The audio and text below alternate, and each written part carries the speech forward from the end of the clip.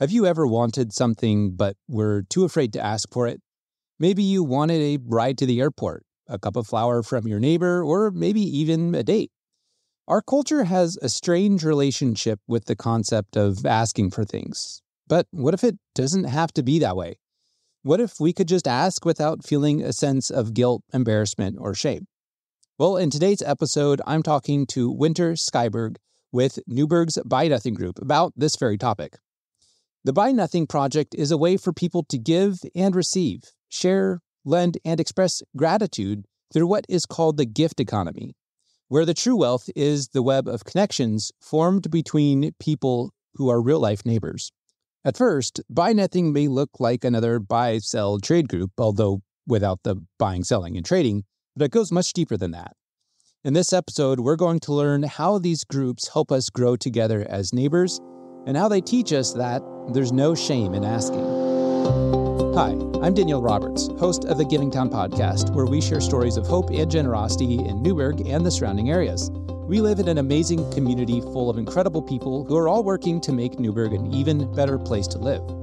This podcast is all about sharing those stories and helping the people in our town to be inspired, get involved, and have hope for our future. This podcast is also brought to you by my real estate team, the Joyful Roberts Group, and is part of our mission to serve this community, not only by providing amazing service to our clients, but also to help Newberg be an even better place to live. So if you're looking to buy or sell a home anywhere around Newberg, reach out to us. We would be happy to serve you. Well, thank you for tuning in. I hope you enjoy this episode with Winter Skyberg.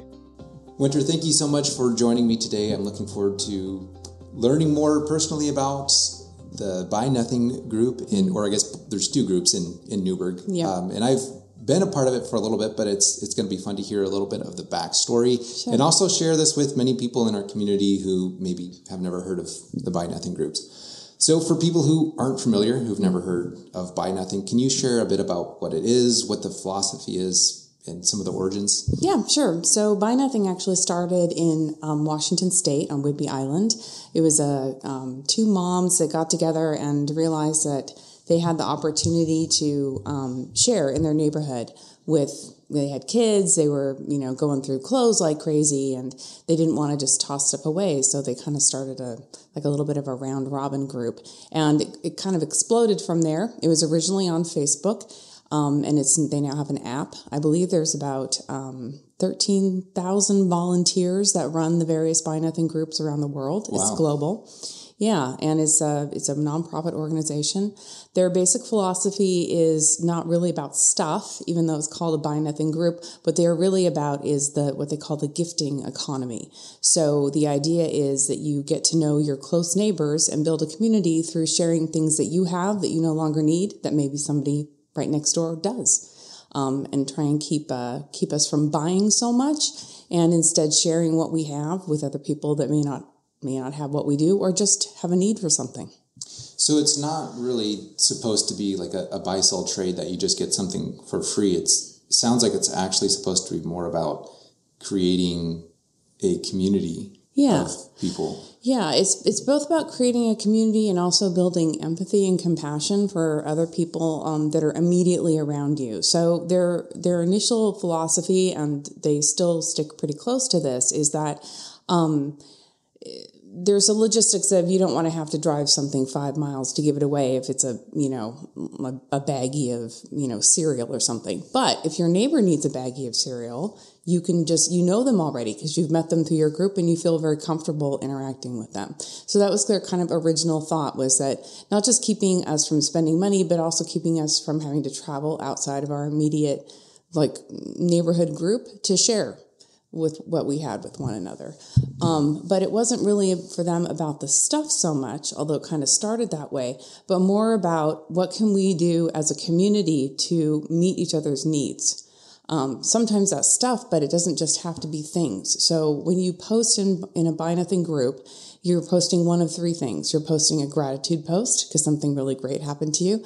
In fact, somebody just gifted me a kitty litter bucket that was empty, and I turned it into a chicken feeder because I needed a square bucket, but I didn't need to buy one because my neighbor had an empty kitty litter bucket that would have gone in the landfill or might have been repurposed, but she wasn't going to do anything with it. So she gave it to me, and I turned it into a chicken feeder. So I just posted my gratitude to her for doing that. And so everybody gets to see that and feel like, ooh, that was great. Something stayed out of the landfill. Somebody got what they needed. My chickens are happy. It's like a little circle. Or you're posting that you need something. And when you post a need in a group, you literally don't have to say anything more than I need X. It doesn't have to be qualified or quantified or explained in any way. But you can also choose to explain that if you want to give people more context. And sometimes people do that, and it's very humorous, and sometimes it's very heartfelt. And sometimes it's just I just need this. And then the other type of post you can make is for service. So I've had people post things like, I can't change the light bulb in my foyer because I don't have a ladder tall enough. Does anybody have a ladder? Or I think that my gutters are full, but I'm scared to get up there and look. Can come and look for me, things like that, where you're not asking someone to come over and do a chore that you're going to pay or trade them for. There's no trading involved in Buy Nothing. It's only gifting or giving. But just like maybe something you don't really understand, like I have a short in my lamp and I don't know how to fix that. Can someone explain it to me? Things like that. Yeah. So it's more than just I have a big pile of stuff I'm trying to give away. In fact, we kind of discourage people from, we don't allow people to like put stuff out in their yard and just come get it. It's really meant to be a one-on-one transaction between you and your neighbor, and that's how it works. Which is it is interesting the philosophy and the core intent versus the practice of sometimes people are like, I don't want to have to just haul everything away to Goodwill. Yeah. I want someone to have it, but I have all this stuff I need to get rid of. But I didn't realize that it was about how do we really be good neighbors? And that's kind of been a theme of several podcasts I've done. One recent one with Tiket Bramlett, where we talked kind of extensively about the concept of, I think I'm pronouncing it right, Ubuntu, which is like I am because we are, I am because you are, which is a lot more prevalent in many African communities and probably other parts of the world, including parts of the U.S., but not exactly here. We're very individualistic. We're very much like you. It's part of our culture to not need anyone else. Right. And it's honestly really sad because I think a lot of and this is kind of, waxing poetic or whatever, philosophical about, I think a lot of reasons we have such hardship is because we feel we need to have everything and be self-sufficient. Yeah. Why, and I was talking to a friend of mine who's from South Africa, and he was saying, why should I have to have a wheelbarrow if my neighbor does? Right. If I need it twice a year, why should, in my neighborhood, I live in a neighborhood that is there's 100 homes all squeezed in, like, within probably 20 acres or less. Like it might even be less than that. It's just really small. Everyone has a lawnmower. Everyone has a weed eater. Everyone has all these things. And when we first moved in, I felt bad, and I'll get back to you talking because this is about you, not me. But I think if I really want to see our culture get away from this idea that it's an embarrassment to ask, or that it's that you're, I don't know what the word is, but I didn't, even when we moved in, I asked my neighbor a few times, hey, can we use your lawnmower or weed eater until we got our own? But after a while, it's like, I don't want to just be that pesky neighbor that's only asking and not, I didn't feel like I could reciprocate because he had everything that he needed. Right. And so I think like what you're talking about, I would love to see more of that. And it used to be that way. I feel like neighbors, we needed each other. We looked out for each other. And social media is great in a way that it can foster that. But I feel like we're really fighting, I personally feel like we're fighting an uphill battle against culture and society to try to do this. So is that kind of in line with the philosophy of... It is. So there's 10 rules for Buy Nothing, and I'm not going to go over them all right now. They're pretty prevalent on their website. But one of the ones that I really appreciate is that they don't discern need versus want. So it doesn't really matter if you want something or if you need something. You don't need to qualify that. It's just enough that you're asking. And we really encourage people, in fact, we will monitor this, to not, make commentary about why somebody may need or want something. The other one that I really like is that no ask is too big.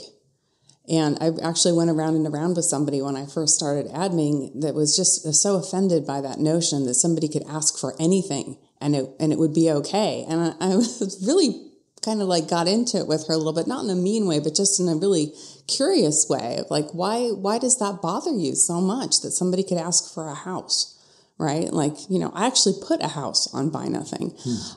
We had a manufactured home. We were moving off of a piece of property and I put it on there. I mean, why not? Like somebody might be able to take that house and use it. And eventually somebody did, not from Buy Nothing, but it did go to a nonprofit. But she was very upset about the notion that somebody could just ask for anything and maybe they would get it. And like, how crazy is that? And I thought, and I said to her, isn't it crazier that we don't feel like we can ask?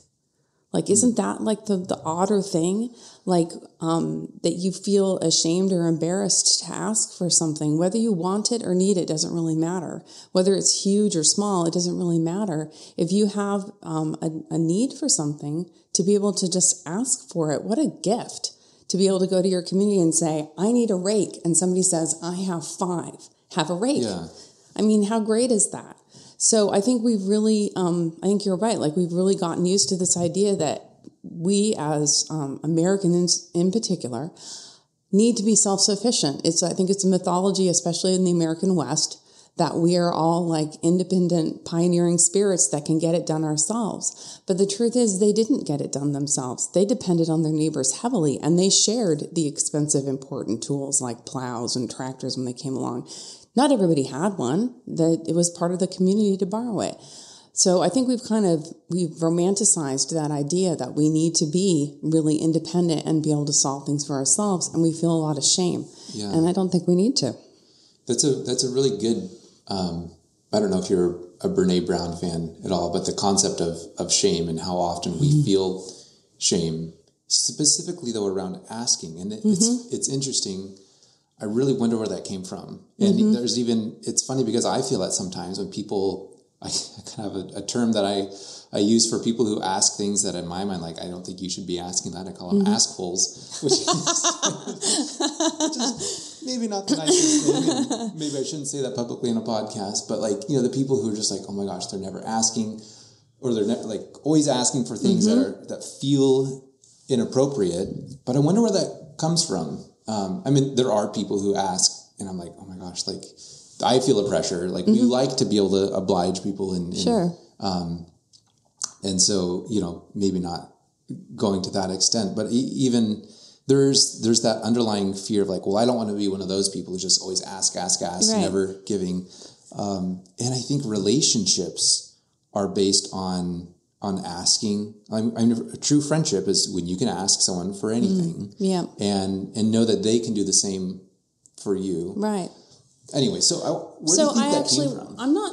Well, what I would say actually, I see 2 things from that. One is that I think that you do get something when somebody asks you, and you're able to provide or at least receive that request. You get that feeling of, I can be of service.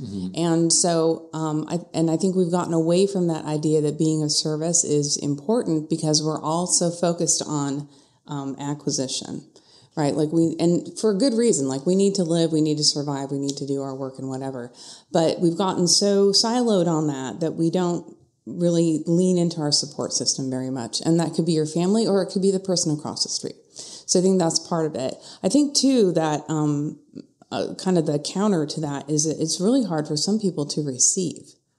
So even if they are asking, it might be hard for them to receive. And you can see that in the Buy Nothing group, people being overwhelmed with the idea that they could get something back that they need. So, I think we've just gotten, I think COVID didn't help, but I think that we've just kind of gotten to this place where we are spending so much time and energy trying to reach that next step that we don't have a lot left over for the more expansive feelings, the more expansive things that we want to do. So, and sometimes we run into that in the group. Somebody will say, oh, such and such has asked so many times. It's like, yeah, but the really great thing about our group is that the gifter doesn't have to give to the first person that raises their hand. They can give to whoever they want. So it really becomes about an individual experience between you and the person that you're choosing to give to. It's not like I raised my hand first, so I get that thing. Yeah. It's more like 5 people raised their hand, and this person resonates with me. They have a need, or they made a funny comment, or I've seen them in here looking for that, and I can give that to them. And so then it's not transactional. It's more organic than that. Like you get to see your neighbors really being open about what's going on with them, and you can help them with that. Yeah, and I guess that goes into, and I'm sure we'll kind of circle back around, but how it actually works from a tangible level. Mm-hmm. So in Newberg, there's 2 groups. Yes. Right? There's North and South. Mm-hmm. So maybe just go into how many people are in each group, what maybe an ideal size is, and then how does it tangibly work to go from on the asking side or the giving side, what the whole process looks like. Right. So there are 2 groups in Newberg. I believe that South is about 800 people, and it's roughly from 99 to the river. And then like a really funny little hook up into kind of over by 240 is that. Okay. And then North is everything above 99 and all the way over the mountain, almost to Shoals. So, yeah, because it's so rural back there, there's probably less people in that side than there are on the other. But we have about 1,800 members. We're bigger than we normally would be. So at some point we may end up splitting that group or doing something different. Each Buy Nothing group is run by the volunteer group of admins. There's 2 in North, and I believe there's 2 in South. And they pretty much own the group. So we follow the guidelines of Buy Nothing, and we have them published in our group, what they are and what we follow. We happen to have a couple of what we're called the local variations. We have a couple things that we do just slightly differently than the larger global group, but we're still considered a part of it. So the way it works is you wake up in the morning and you have a sudden need for a chocolate chip cookie, and you don't have any chocolate chips. So you go on Buy Nothing and you say, I'm looking for chocolate chips. And then your neighbors may raise their hands and say, I have a giant bag from Costco. Please, bring your own container, but come on and get some. And then you would just go and make arrangements with them privately. We don't put any kind of personal information on the group.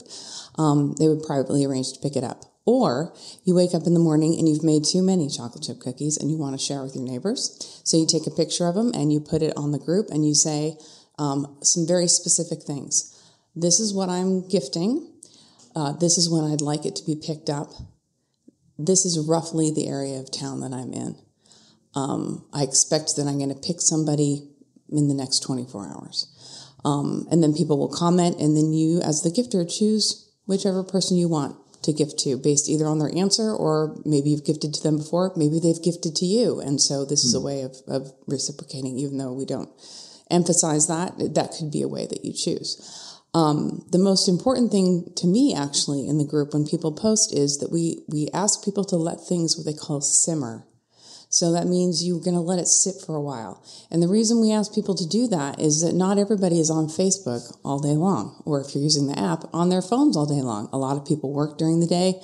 They aren't able to look at their phones. So we like to give people a chance to see what's there and be able to raise their hands.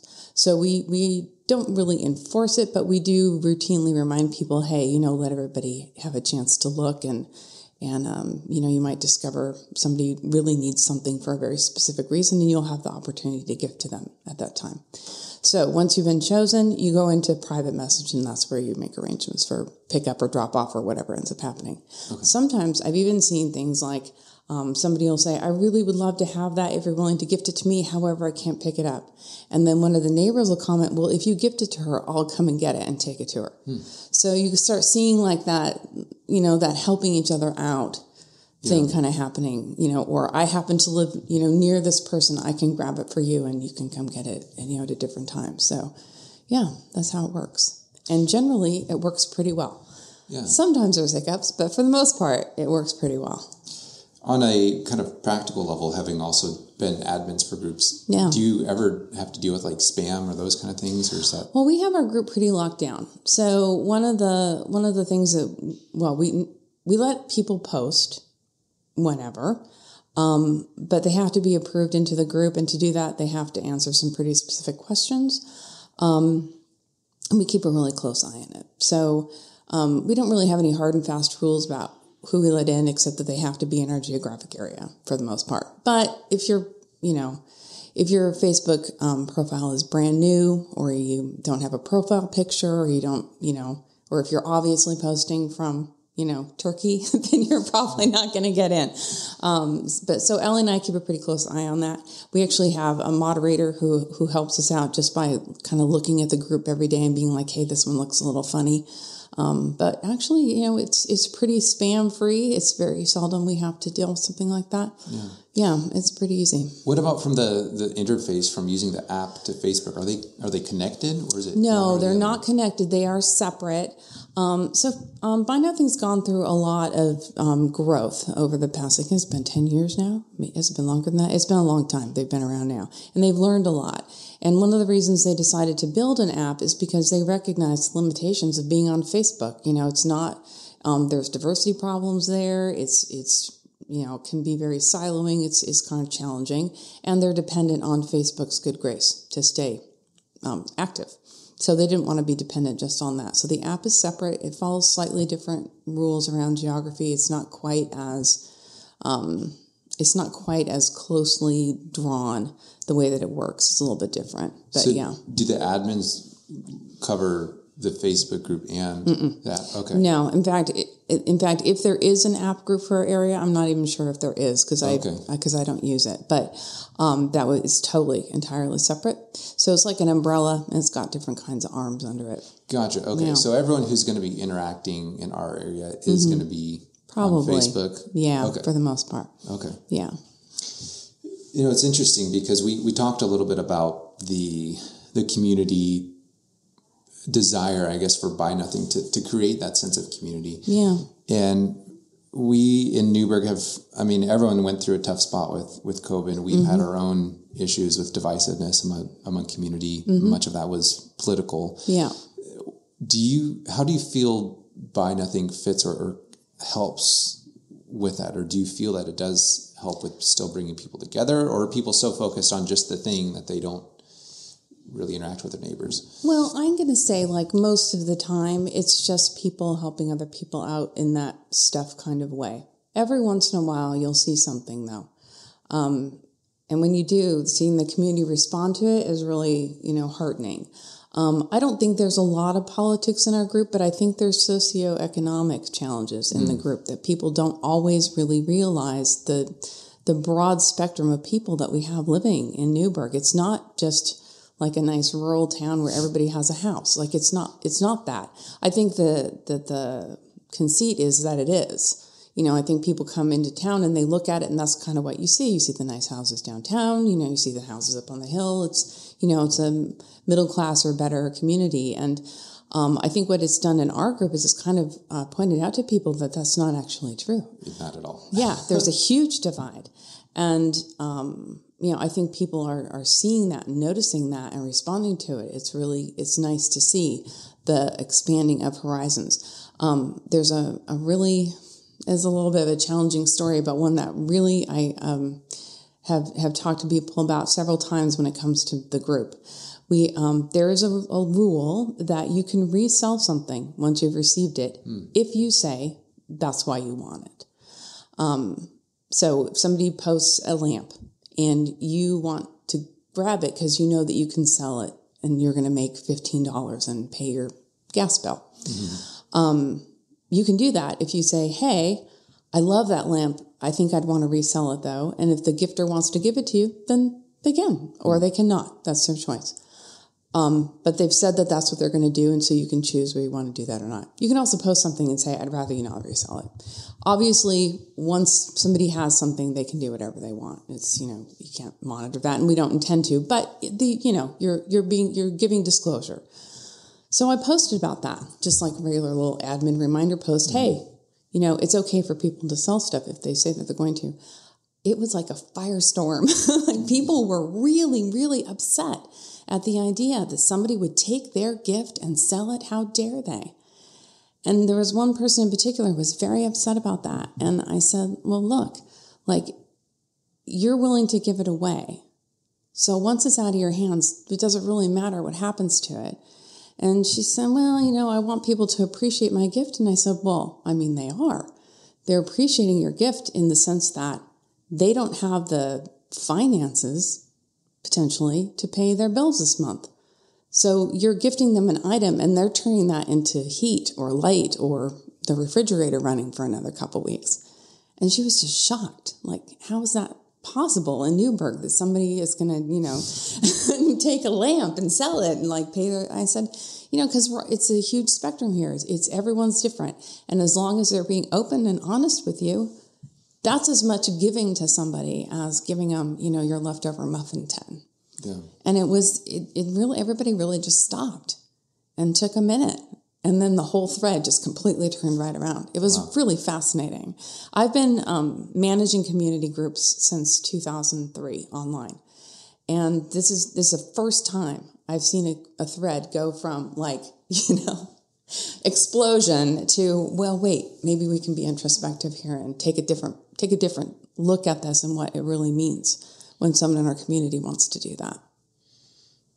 That is interesting. It comes back again to, we were talking about asking earlier and the shame involved in asking. And even my own, when I think about it, it's like, well, gosh, to me, when I kind of go through, okay, why do I get, what I was talking about earlier, like someone who asks for things and they shouldn't. And I feel that too. Like I'm one of the perpetrators of feeling like you shouldn't be asking for everything, but realize, well, it's probably because I have my own shame tied up in asking for things and feel if I'm asking, then that means that I'm, not self-sufficient and I'm, I guess maybe it's very hypocritical and maybe it's myself. I have to learn how to risk people seeing me as just someone who takes and isn't going to be generous or reciprocal and being willing to kind of let that part go, the pride, I guess, and feeling like, well, I don't have to ask. I'm not one of those people who has to ask for everything. Right. Because I think in many ways it's an ego and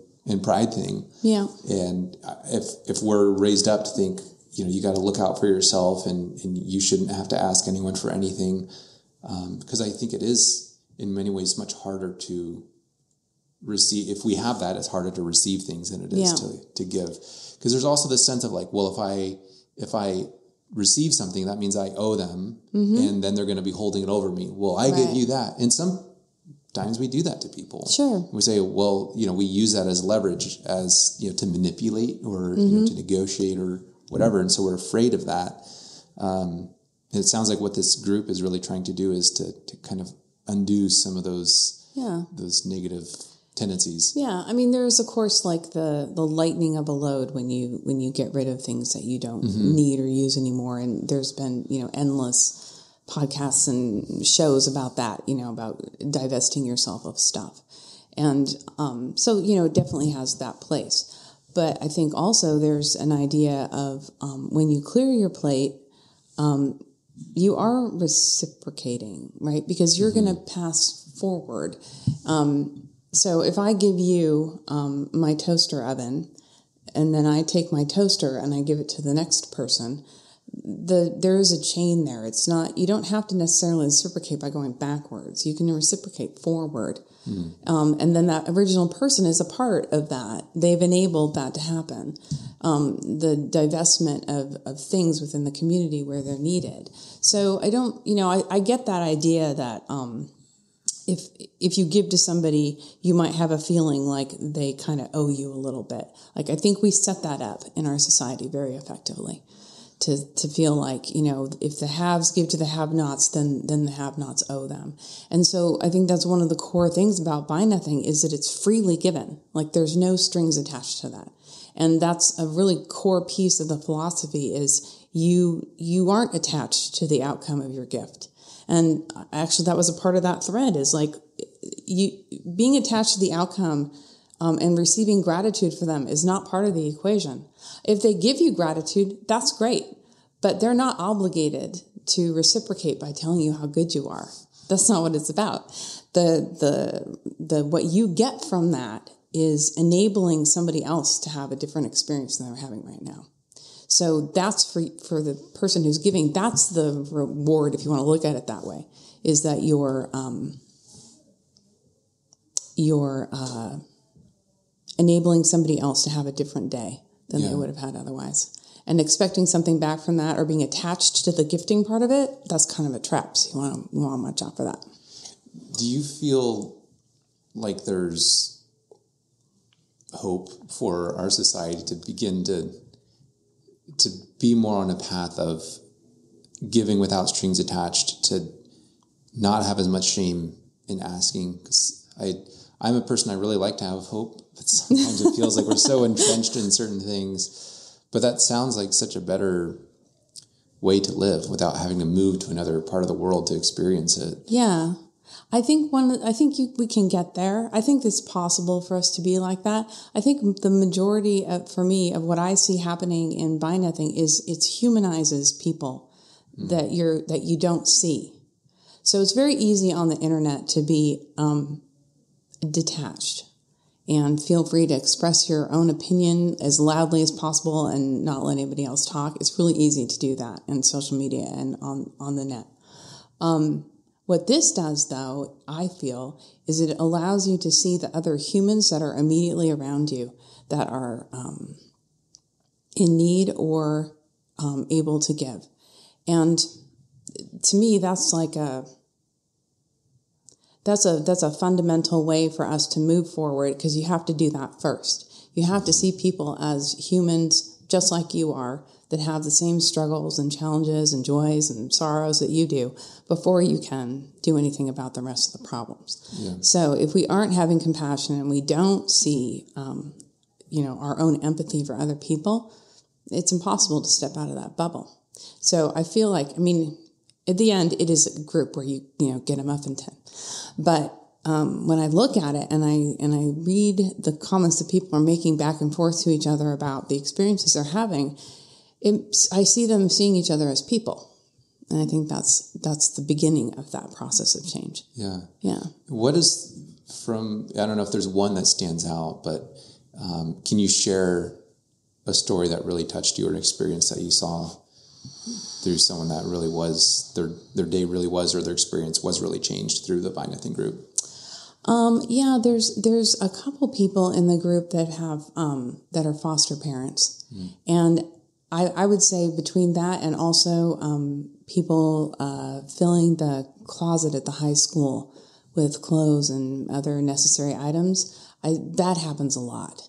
I see that a lot, and that's really amazing to me. To if you have a foster kid coming in, there's one person in particular who often raises their hand saying, any backpack that you don't need anymore, because when the foster kids come, they come with a trash bag full of stuff. They aren't allowed to bring a duffel bag or a backpack or anything like that. And the community routinely overwhelms them with, duffel bag, suitcase, backpack, whatever, so that when the kids go to the next place or go back home, they can take stuff home in an actual bag instead of a trash bag. Yeah. So that kind of thing, that happens a lot. The rehoming of unwanted or unable to keep pets happens in there, and especially livestock. There's a lot of chickens that have made their way from downtown Newberg into the rural freedom area when they could no longer live in their backyard coop. And those were always fun. But there was a very recent one that was really, it was kind of intense, actually. Somebody who was going into hospice, and they had some need for some things to kind of tide them through. And the community really responded, and they made them more comfortable for their last couple of weeks, and that was huge. Wow. I think just like what you said, the humanizing each other. In fact, my very first episode, back when this was called the LP's Project and not the Giving Town podcast, that was the title of it, is Humanizing the Other. And how do we take people who are very different from us, instead of dehumanizing them and allowing ourselves to then demean them because they're not really on the same level as us, which is, when you look through history, has happened repeatedly. Yeah. But when you really say, wow, I think this person is human, like you said, and recognize, and on one hand, it also makes our own trivial matters, our own trivial struggles, so much, puts things in perspective, I think. And I think going back to the ask, because I am just kind of stuck on that, because you made me realize I think I do have a bit of an ego and pride thing with asking, and maybe answering my own question of how do we change as a society. It just takes each individual person overcoming that fear or that guilt of asking for things. And I think it really helps to have a group whose focus is that you can ask whatever, right? Like nothing is too small to ask about. Nothing is too big to ask about. And I've seen people go from being very apologetic. I have a big ask. We really encourage people not to say that they have a big ask. There isn't a big ask. There's only an ask. But lots of times people will post and say, I have a big ask. I need a pack and play. And sometimes I'll comment, you can ask for whatever you want. That's not a big ask. There is no big ask. You can ask for a pack and play, and you don't need to say why you need it. Just ask for it. I think that we make it really hard on people to feel that there needs to be a transaction. And I think that's really at the core of what you're talking about is there's shame in asking because you don't want to obligate somebody. You don't want to make somebody feel like they have to give to you. And so if you can make it transactional, like a trade, which we don't allow, then you can feel better about the fact that you had to ask. Yeah. So if you normalize the idea that we all have way more than we need, even those of us who don't have very much probably have things that they want to divest from their lives.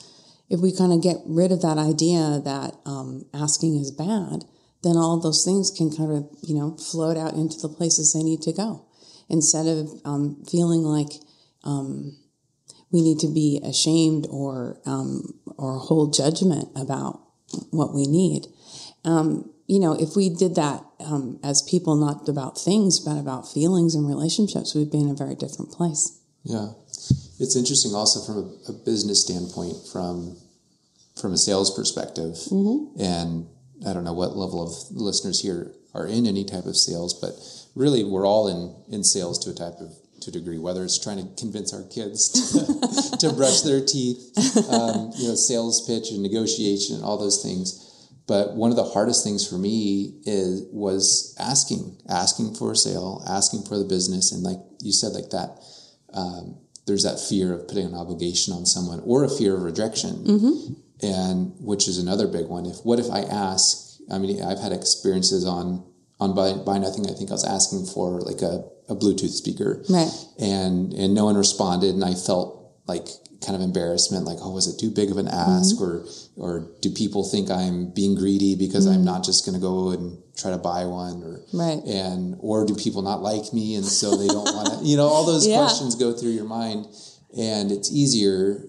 If you don't ask and you don't get a no, then you're not rejected. That's true.